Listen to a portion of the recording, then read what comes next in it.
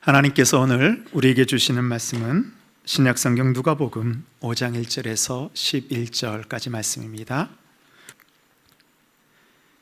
무리가 몰려와서 하나님의 말씀을 들을새 예수는 게네사렛 호숫가에 서서 호숫가에 배 두 척이 있는 것을 보시니 어부들은 배에서 나와서 그물을 씻는지라.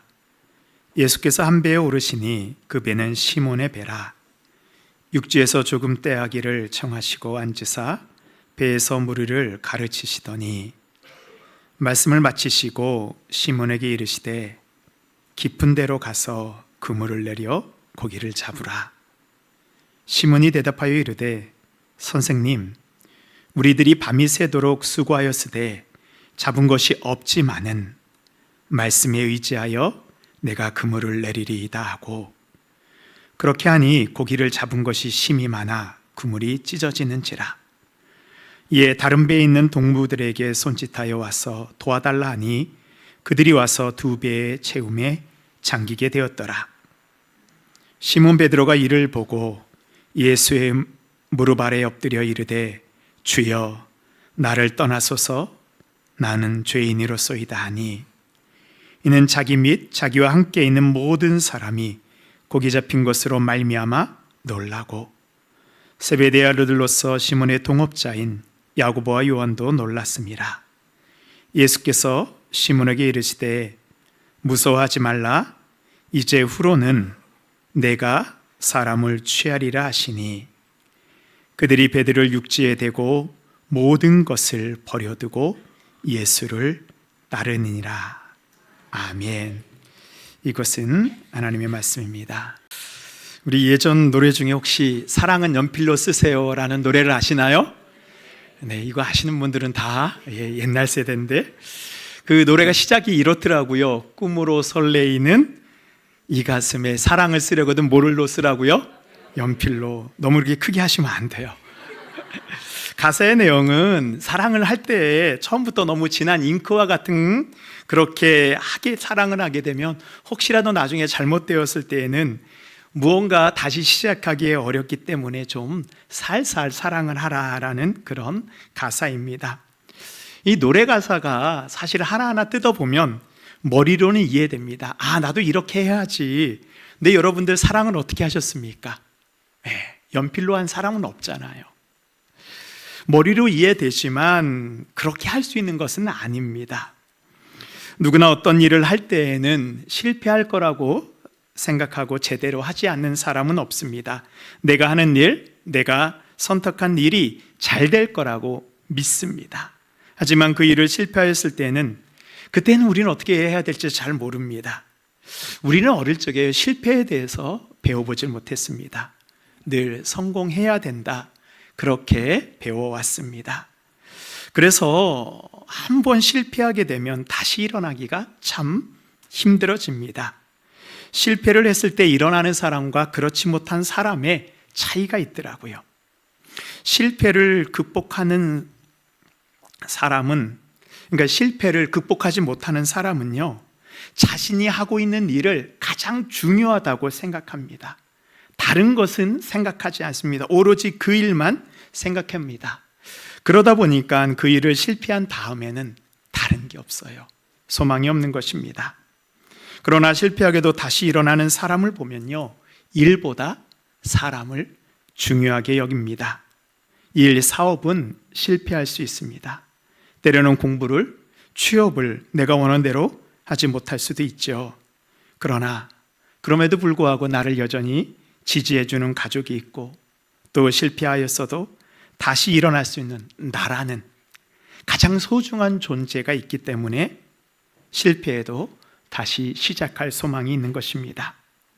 우리도 우리의 가까운 사람 중에서 실패하거나 낙심한 사람이 있다면 우리가 그 사람이 일어날 수 있도록 기댈 수 있는 언덕이 되어준다면 낙심 가운데 그는 다시 일어날 것입니다. 성경에서는 이런 사람을 위로자라고 말하고 있습니다.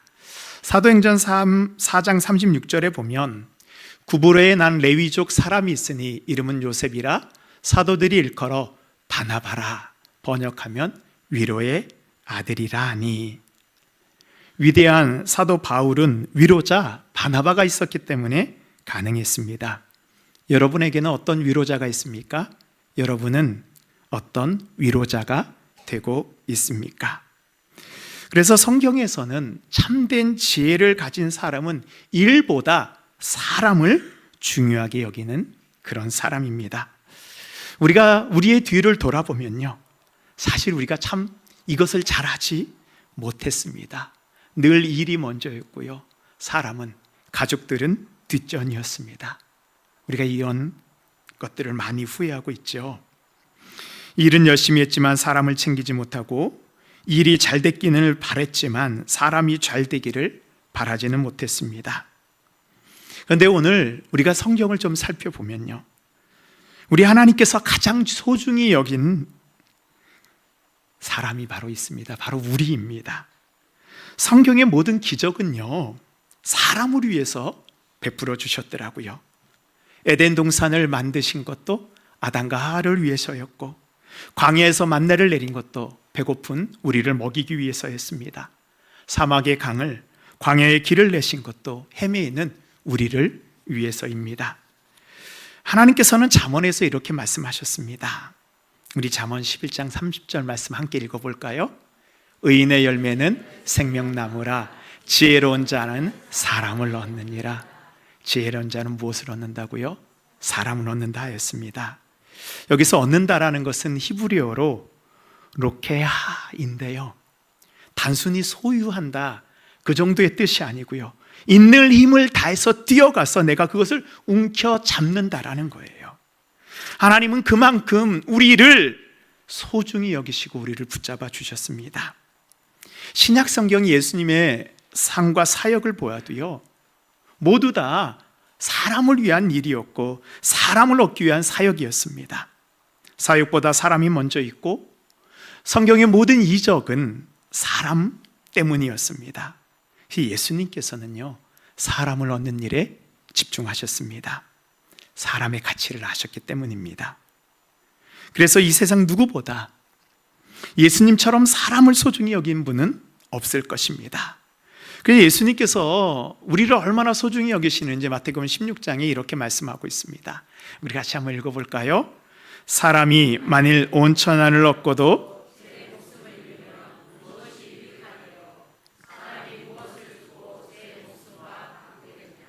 아멘. 한 사람의 가치는 뭐보다 더 귀하다고요? 온 천하보다 더 귀합니다. 우리는 이 세상 어떤 것과도 비교할 수 없습니다. 오늘 8분의 우리 새가족들, 또 8분의 성김이 동반자가 새가족 교육을 수료했습니다. 하나님께서 이분들을 우리 교회에 보내주셨습니다. 저는 새가족들이 우리 교회에 올 때마다 떠오르는 시가 있습니다. 카톨릭 신자였던 정현종 시인의 방문객입니다. 다 알지만 제가 한번 읽어볼까요? 사람이 온다는 것은 실은 어마어마한 일이다. 그는 그의 과거와 현재와 그리고 그의 미래와 함께 오기 때문이다. 한 사람의 일생이 오기 때문이다. 부서지기 쉬운, 그래서 부서지기도 했을 마음이 오는 것이다. 그 갈피를 아마 바람은 더듬어 볼 수 있을 마음, 내 마음이 그런 바람을 흉내낸다면 필경 환대가 될 것이다. 여기 앉아 계신 우리 새가족들과 모든 분들은요, 그냥 앉아 있는 것이 아니고 사실은 우리의 일생을 가지고 이 자리에 앉아 있습니다. 말은 하지 않아도 혼자 짐을 지고 풀 수 없는 실타래를 가지고 있습니다. 그 짐을 저와 우리 교회가 함께 질 수 있다면 그것보다 더 큰 환대가 어디 있을까요? 누군가에게 마음의 짐을 풀어놓는 데까지는 정말 오랜 시간이 걸리더라고요. 오늘 수료하신 분 가운데 어떤 분은 우리 교회에 등록하시고 교육을 마치는 데까지 1년이 넘게 걸렸습니다. 보통 교회라면 잘 이해가 되지 않죠. 새가족이 오면 바로 등록시키고 4주 정도 새가족 교육 마치면 다 했다라고 생각합니다. 그런데 이렇게 등록카드 쓰고 사주 교육받으면 정말 새 가족이 우리 교회 성도가 되는 걸까요? 우리 교회를 보니 그것과는 좀 다르더라고요. 우리 교회에 오시는 분들은 교회에 오시고 등록하는 데까지 2-3달 정도 걸립니다. 전화 환영팀이나 빨리 등록하라고 재촉하지 않습니다. 등록이 급하지 않고 부담 갖지 말고 예배 먼저 편하게 드리라고 저희는 말씀드립니다. 그러다 보니 등록하고 새가족 교육을 받는 데까지 2-3달, 거기다 교육받는 데 3달. 그래서 제가 보니까 짧아도 6개월, 보통은 9개월, 아니 1년 정도도 걸리더라고요. 근데 우리는 아무도 이것을 이상하게 생각하지 않습니다. 사실 이렇게까지 긴 시간을 기다리는 것, 새가족도 쉽지 않고 저도 쉽지 않습니다. 그러나 한 영혼이 얼마나 소중한지 알기에 기다리고 또 기다리면서 하나님이 그 영혼을 만져주시고 회복시켜 주실 것을 기대하며 인내합니다. 환대는요, 말이 아니고 기대하며 인내하는 것입니다. 기다려주는 마음입니다. 마음을 열고 여기까지 함께 해주신 우리 새가족들 너무 감사하고요. 그리고 그 옆에서 또는 뒤에서 보이지 않게 기도하고 위로자가 되어준 우리 모든 성도님들에게 감사드립니다. 하나님께서는 당신을 찾아오는 수많은 무리를, 우리 하나님 아들이 예수님께서는 그들을 불쌍히 여겨주셨습니다. 그리고 진리를 가르쳐 주셨습니다. 그들의 문제를 해결해 주셨습니다. 오늘 말씀에서 예수님 앞에 나와서 하나님의 말씀을 듣는 무리의 모습이 나옵니다. 1절 보시면 무리가 몰려와서 하나님의 말씀을 들을새 예수는 게네사렛 호숫가에 서서, 우리 모든 사람들의 마음에는요, 진리를 갈망하는 그 본능이 있어요. 하나님의 형상, 이것을 거룩한 형상이라고 얘기합니다. 예수님께서는 그 거룩한 본능을 아시고 이렇게 말씀하셨습니다.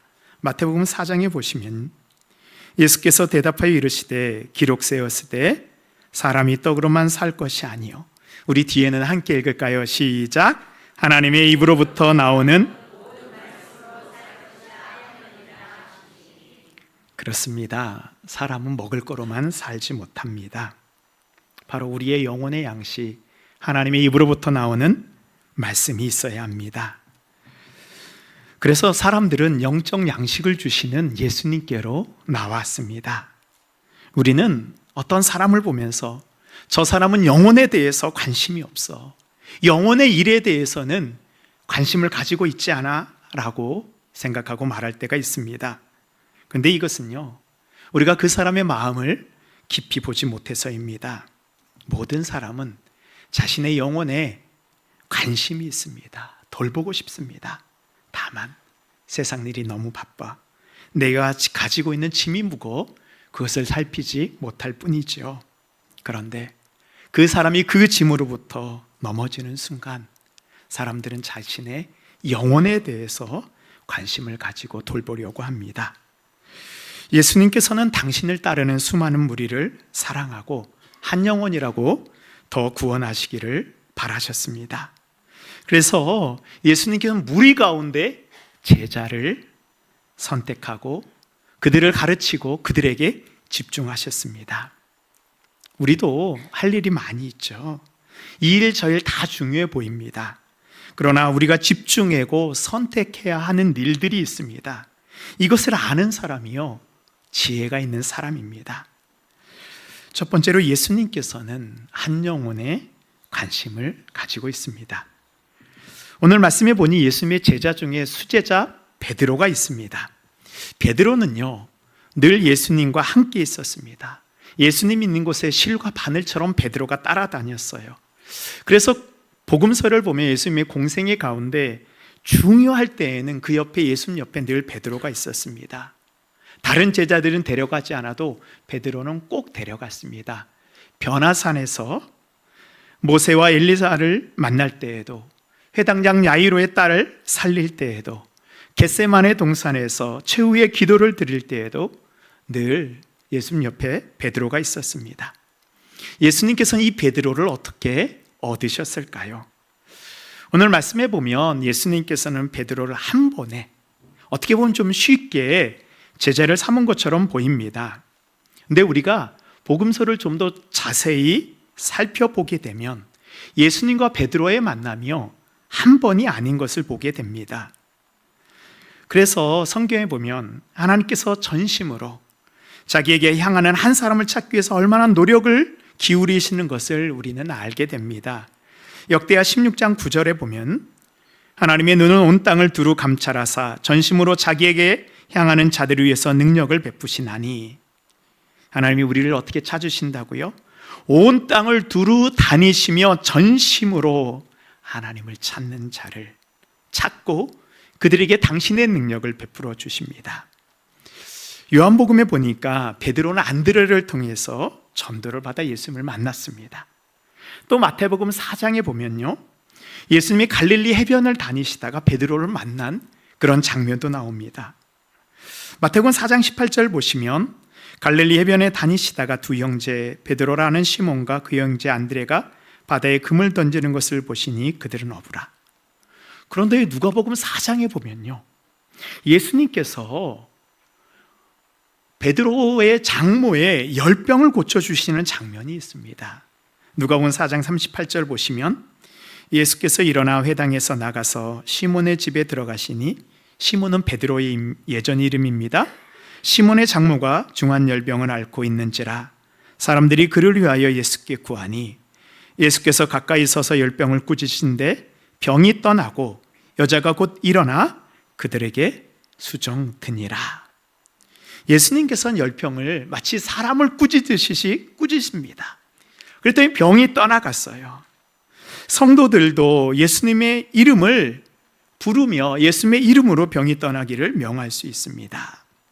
우리가 그리할 수 있는 것은 예수님께서 우리에게 그 예수의 이름의 권세를 우리에게 명령할 수 있도록 주셨기 때문입니다. 아마도 이 사건은 베드로에게 큰 충격을 주었을 것입니다. 베드로는 이 누가복음 4장에는 직접 등장하지는 않지만 아마도 그 뒤에서 예수님께서 하시는 일을 다 지켜보고 있을 것입니다. 또한 예수님께서 자신의 장모를 어떻게 고쳐주시는지 알았습니다. 그리고 그 뒤에 예수님께서는 수많은 사람을 고쳐주십니다. 우리 누가복음 4장 40절 말씀 보면 해질 무렵에 사람들이 온갖 병자들을 데리고 나오매 예수께서 일일이 그 위에 손을 얹으사 고치시니 여러 사람에게서 귀신들이 나가며 소리 질러 이르되 당신은 하느님의 아들이니이다. 예수께서 꾸짖으사 그들이 말함을 허락하지 아니하시니 이는 자기를 그리스도인 줄 알미로다. 베드로가 이 모든 것을 지켜보면서 귀신들이 나가면서 뭐라고 외쳐요? 예수님이 하나님의 아들 메시아라고 외치는 그 말을 듣게 됩니다. 귀신마저도 예수님이 하나님의 아들임을 인정하고 있습니다. 베드로의 마음 가운데에도 예수님이 누구인지 차츰 알게 됩니다. 예수께서는 한 사람을 얻기 위해서요, 조급하거나 서두르지 않습니다. 그 사람을 알고 그 사람이 예수님을 알도록 충분한 시간을 허락해 주십니다. 예수님께서 우리를 부르심도 동일합니다. 우리는 우리가 예수님을 찾아왔다고 생각하지만 우리가 이 자리에 앉아 예배드릴 수 있는 이유는 예수님이 우리를 사랑하시고 우리를 얻기 위해서 수없이 찾아오시고 수없이 부르시고 우리를 수없이 만나주셨습니다. 사회학 용어 중에 티핑 포인트라는 말이 있습니다. 어떤 쓰러지는 그런 지점, 시간, 뒤집어지는 순간 같은 것입니다. 그동안 일어나지 않던 변화가 한 번에 일어나는 그 지점이 바로 티핑 포인트예요. 물이 끓는 온도는 몇 도인가요? 100도입니다. 99도까지는 변화가 일어나지 않다가 100도가 되면 이제 물이 확 끓게 됩니다. 99도까지 열이 쌓이고 쌓여서 가능하게 되지요. 한 사람이 그리스도인이 되기까지 얼마나 많은 복음을 듣고 만남을 가져야 되는지 한번 통계적으로 살펴보니까요, 적은 경우에는 7번, 많은 경우에는 20번 이상을 만나서 복음을 들어야 그 사람이 그리스도인이 된다고 합니다. 오늘 우리가 이 자리에 있는 것은 절대 우연이 아닙니다. 이 자리까지 올 수 있도록 수많은 사람들의 기도가 쌓여서 우리를 찾는 예수님의 그 부르심이 티핑 포인트가 되어서 우리가 이 자리에 있는 것입니다. 우리 안에 예수님이 들어오실 때 변화가 시작되는 것입니다. 우리를 불러주신 예수님의 목적은, 예수님의 마음은 무엇이었을까요? 요한복음 15장 16절 말씀 우리 함께 읽도록 하겠습니다. 너희가 나를 택한 것이 아니요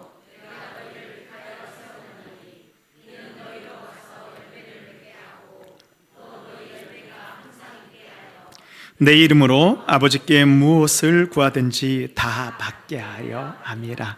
아멘. 이것이 바로 예수님이 우리를 부르신 목적이에요. 우리가 열매를 한 번 맺는데 우연히 한 번 맺는 게 아니고 지속적으로 그 열매가 우리의 삶에 맺히도록, 그러기 위해서 우리를 불러주셨고요. 이제 우리로 하나님께 무엇든지 구하든지 예수의 이름으로 구할 때 그것을 받을 수 있게 하기 위해서 우리를 하나님의 자녀로 불러주셨다 말씀하고 있습니다. 두 번째로 예수님은 우리의 삶의 현장으로 찾아오십니다. 누구든지 내가 잘 되는 것을 좀 보여주기를 원합니다. 내가 안 되는 모습은 내 가족에게까지 숨기고 싶어하는 것이 우리의 속마음입니다. 예수님이 베드로를 부르신 현장으로 우리 함께 가보도록 하겠습니다. 5장 2절에 보면 호숫가에 배 두 척이 있는 것을 보시니 어부들은 배에서 나와서 그물을 씻는지라. 밤새 물고기를 잡는 것이 끝나고 그날 새벽이 되어서 이제 어부들이 그물을 손질하고 있습니다. 베드로는 물고기를 몇 마리나 잡았을까요? 우리가 말씀해 보니까 베드로는 한 마리도 잡지 못하여 그의 노력이 실패로 돌아가고 밤새도록 그물을 내린 수고가 무의로 돌아갔을 때입니다. 베드로의 텅 빈 배가 그것을 보여주고 있습니다. 5절 말씀해 보니까요, 시몬이 대답하여 이르되 선생님, 우리들이 밤에 새도록 수고하였을 때 잡은 것이 없지만은 nothing, 아무것도 없습니다. 예수님께서는 베드로의 빈 배에 오르셨습니다. 빈 배는 우리가 아무리 노력해도 잘 되지 않는 것을 의미합니다. 그것은 갑자기 찾아온 질병일 수도 있고요, 아무리 노력해도 잘 풀리지 않는 사업, 인간관계일 수도 있습니다. 베드로는 갈릴리 호수에서 잔뼈가 굵은 베테랑 어부입니다. 소위 전문가입니다. 그런데 그런 그가 물고기 한 마리도 잡지 못했습니다. 우리도 가끔 이런 경험을 할 때가 있습니다. 내가 가지고 있는 이 실력의 한계를 느낄 때예요. 내가 이 정도밖에 안 되는 사람인가? 내가 이것을 계속해야 하나? 내 안에 내가 한없이 작아지는 것을 느끼게 될 때입니다. 예수님께서는 이런 베드로의 마음을 아는지 모르는지 베드로의 배에 오르셔 무리들에게 말씀을 전하십니다. 3절 말씀 보시면 예수께서 한 배에 오르시니 그 배는 시몬의 배라. 육지에서 조금 떼기를 청하시고 앉으사 배에서 무리를 가르치시더니, 예수님께서 실컷 말씀을 전하신 다음에 이제 그 모든 것이 다 끝나고 나서 베드로에게 이렇게 말씀하십니다. 4절 말씀해 보니 말씀을 마치시고 시몬에게 이르시되 깊은 데로 가서 그물을 내려 고기를 잡으라. 상황을 생각해 보세요. 예수님의 직업이 목수입니다. 베드로의 직업은 어부예요. 목수가 어부에게 그물을 내리라고 명령하는 그런 장면, 넌센스입니다. 원래 물고기는 밤에 그물을 내리고 잡아야 되는데 대낮에 그물을 내리라고 하는 것은 상식과 베드로의 경험과 지식에도 맞지 않는 요구이고, 무엇보다도 밤새도록 수고가 수포로 돌아가 낙심해 있는 베드로에게는 참 듣기 불편한 말씀입니다. 근데 이 말씀에 보시면 예수님께서 깊은 데로 가서, 물론 이것은 호수의 깊은 데를 의미할 수도 있지만 예수님께서는 베드로를 어부에서 제자로 부르시는 그런 초대의 말씀입니다. 그의 얕은 삶에서 이제 깊은 삶으로의 초대입니다. 믿음의 초대입니다. 베드로는 반신반의하는 마음으로 그물을 던집니다. 5절 말씀 우리 함께 읽겠습니다. 시몬이 대답하여 이르되 선생님, 우리가 밤이 새도록 수고하였으되 잡은 것이 없지만은 말씀에 의지하여 내가 그물을 내리다 하고. 베드로가 무엇을 의지했다고요? 말씀입니다. 저는 이 부분에서 아니 어부인 베드로가 자존심도 없나 목수인 예수님의 말씀에 순종한 이유가 무엇일까 묵상해 보았습니다. 생각해 보니까요, 그날 베드로는 하루 종일 누구의 말씀을 들었습니까? 자신의 배에 탄 예수님의 말씀을 들었습니다. 물론 예수님은 무리에게 말씀을 전하셨지만 예수님의 전하시는 그 말씀을 베드로는 가장 가까이에서 들었습니다. 예수님은 무리에게 말씀을 전하셨지만 사실 베드로에게 말씀을 전하고 있었습니다. 예수님은 베드로를 변화시키고 그의 마음을 얻기 위해 그 배에 오르셨던 것입니다. 예수님은 먼저 베드로의 마음의 문을 여셨습니다. 예수님의 말씀이 없었으면 그물을 내리라는 예수님의 말씀을 무시했을 것입니다. 예수님은요, 말씀으로 먼저 우리의 마음을 만져주십니다. 베드로의 순종은 어떤 결과를 가져왔을까요? 마지막으로 순종은요, 주인이 바뀌는 것입니다.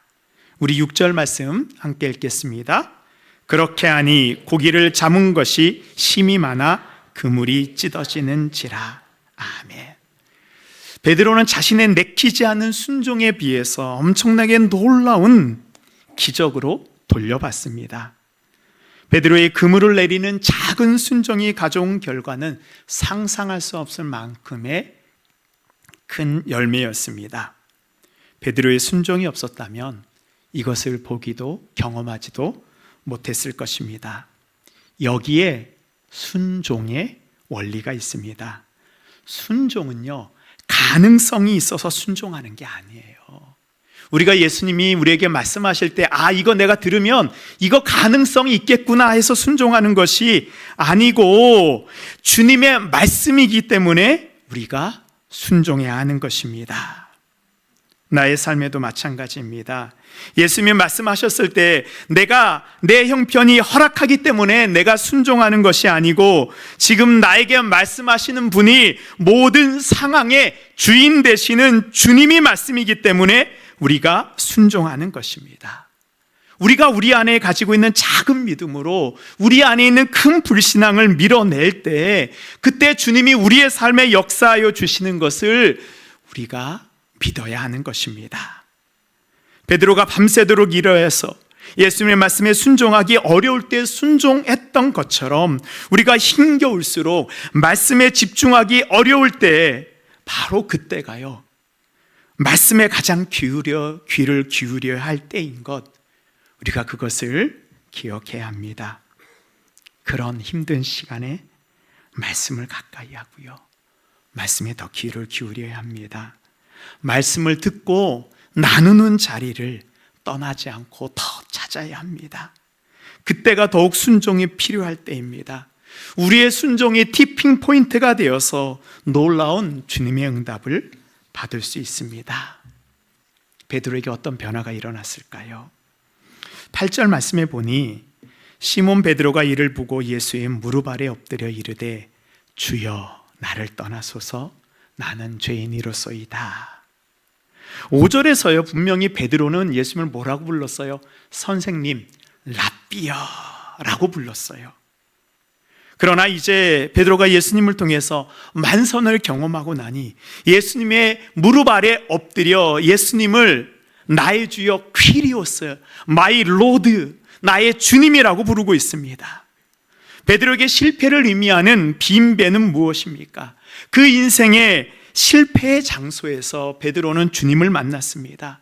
그의 빈배가 평생의 구주를 만나는 성소, 거룩한 성전이 되었습니다. 그 배는 이제 베드로에게 성소요 은혜의 자리입니다. 베드로의 은혜는 베드로와 함께 있는 이들에게도 흘러가게 되었습니다. 우리 9절 말씀 보니 이는 자기 및 자기와 함께 있는 모든 사람이 고기 잡힌 것으로 말미암아 놀라고. 지금까지 이런 적이 없었어요. 11절에 보니 그들은 베드로와 야고보, 요한이에요. 베드로뿐만 아니라 함께 있는 이들까지도 베드로를 육지에 대고 모든 것을 버려두고 예수를 따르니라. 베드로와 함께 있던 야고보, 요한까지도 이 놀라운 것을 보고 이제 예수님의 제자가 되는 인생의 전환을 맞게 됩니다. 오늘 말씀을 듣는 성도 여러분, 여러분 한 사람의 순종이 여러분뿐만이 아니라 다른 사람들까지도 주님을 경험하게 하는 그 기적의 축복의 통로가 됩니다. 그렇기 때문에 우리의 삶의 장소는 주님을 만나는 거룩한 성소가 되는 것을 믿으시기 바랍니다. 아멘. 베드로 한 사람의 순종이 놀라운 변화를 가져왔습니다. 우리 11절 말씀 함께 읽겠습니다. 시작. 그들이 베드로를 육지에 대고 모든 것을 버려두고 예수를 따르니라. 아멘. 베드로는요, 만선의 기쁨에 머무르지 않았어요. 그 한 번의 만선, 그 우연의 자리에 머무르지 않았어요. 그분의 부름에 응답하여 모든 것을 버려두고 주님을 따랐습니다. 어떻게 보면요, 이날이요, 베드로 자신의 어부의 생애 가운데 가장 큰 성공을 거두는 순간이었어요. 지금까지 베드로는 이렇게 많은 것을 잡아본 적이 없었습니다. 그 많은 물고기를 베드로는 어떻게 했나요? 버려두고 주님을 따라갑니다. 왜 그랬을까요? 베드로가 자신에게 있어서 가장 중요한 사람이 누구인지를 이제 알게 되었습니다. 일이 아닌 예수 그리스도 주님입니다. 베드로에게는 주님을 따르는 것보다 더 중요하고 더 시급한 일은 없습니다. 베드로에게 일어난 기적 가운데 어떤 기적이 가장 큰 기적일까요? 만선이 가장 큰 기적일까요? 주님을 만난 것이 베드로에게 가장 큰 기적입니다. 주님과의 만남으로 베드로는 직업만 바뀐 것이 아니라 주인이 바뀌었습니다. 빈배가 만선이 되고 선생님이 주님이 되고 어부가 제자가 되었습니다. 이것이 바로 회심입니다. 돌이킴입니다. 만선의 기적보다 더 큰 기적이 그래서 베드로의 회심입니다. 사랑하는 성도 여러분, 우리는요, 한 번의 성공, 한 번의 만선을 따라가는 그런 사람들이 아닙니다. 우리에게 있어서 더 중요한 것은 그 기적의 본체, 그 기적의 근원 되시는 주님을 만나는 것입니다. 주님은 우리를 부르고 계십니다. 우리가 주님을 따를 때 우리는 모든 것을 내려놓은 것 같지만 사실은 모든 것을 얻게 되는 기적이 우리에게 일어나는 것입니다.